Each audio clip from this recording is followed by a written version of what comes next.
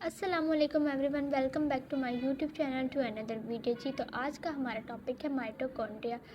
आज की इस वीडियो में मैं आपको माइटोकॉन्ड्रिया के बारे में बताऊंगी। तो सबसे पहले तो मैं आपको ये बताऊंगी कि माइटोकॉन्ड्रिया होता क्या है और ये कहाँ पे प्रेजेंट होता है। देखें, अब हमारी जो बॉडी है वो मिलियंस ऑफ सेल से बनी हुई है। अब सेल का स्ट्रक्चर क्या होता है, मेम्ब्रेन का बना हुआ होता है, ठीक है, जिसमें क्या मेम्ब्रेन्स होती हैं, आउटर मेम्ब्रेन होती है और इनर मेम्ब्रेन होती है। और इसके मिड में न्यूक्लियस प्रेजेंट होता है और उसके अंदर होता है साइटोप्लाज्म, जो कि लिक्विड होता है। साइटोप्लाज्म में क्या प्रेजेंट होता है, बहुत सारे माइटोकॉन्ड्रिया प्रेजेंट होते हैं। और जो माइटोकॉन्ड्रिया है उसको हम powerhouse of the cell भी कहते हैं। अच्छा, तो अब हम बात कर लेते हैं माइटोकॉन्ड्रिया के स्ट्रक्चर के बारे में, ठीक है। तो अब मैं आपको बताऊंगी माइटोकॉन्ड्रिया का स्ट्रक्चर होता कैसे है। देखें क्या लिखा हुआ है, सिंगुलर माइटोकॉन्ड्रियम। अब देखें, जो प्लूरल होता है उसको हम कहते हैं माइटोकॉन्ड्रिया, जो कि सिंगुलर होता है उसको माइटोकॉन्ड्रियम कहेंगे, ठीक है। कवर्ड बाय टू मेम्ब्रेन, जो कि कवर्ड हुआ होता है टू मेम्ब्रेन से। एक होती है इनर मेम्ब्रेन और दूसरी होती है आउटर मेम्ब्रेन, ठीक है। अब इनर मेम्ब्रेन क्या है, तो लिखा हुआ है inner membrane is deeply folded which is called cristae which increase the surface area of membrane. जी, तो जो इनर मेम्ब्रेन होती है वो क्या डीपली फोल्ड हुई होती है, जिसको हम कहते हैं क्रिस्टे, जो कि क्या करता है, मेम्ब्रेन के सरफेस एरिया को इंक्रीज करता है।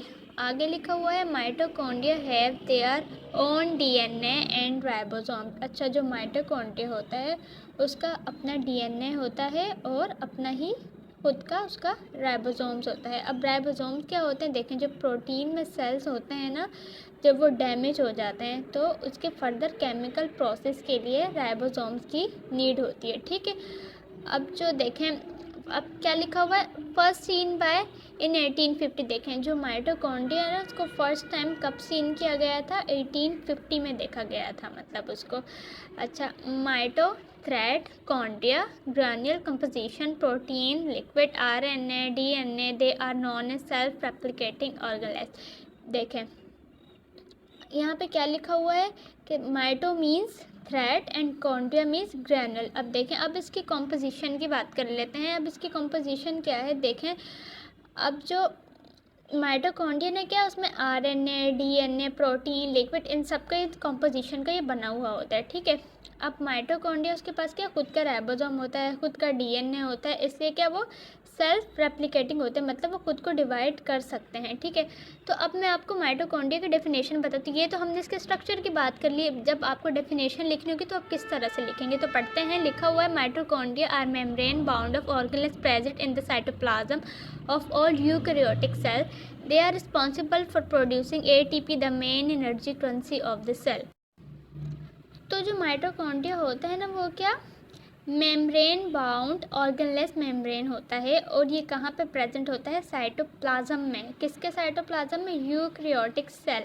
जितने भी यूकैरियोटिक सेल होते हैं उसके साइटोप्लाज्म में ये माइटोकॉन्ड्रिया प्रेजेंट होता है, ठीक है।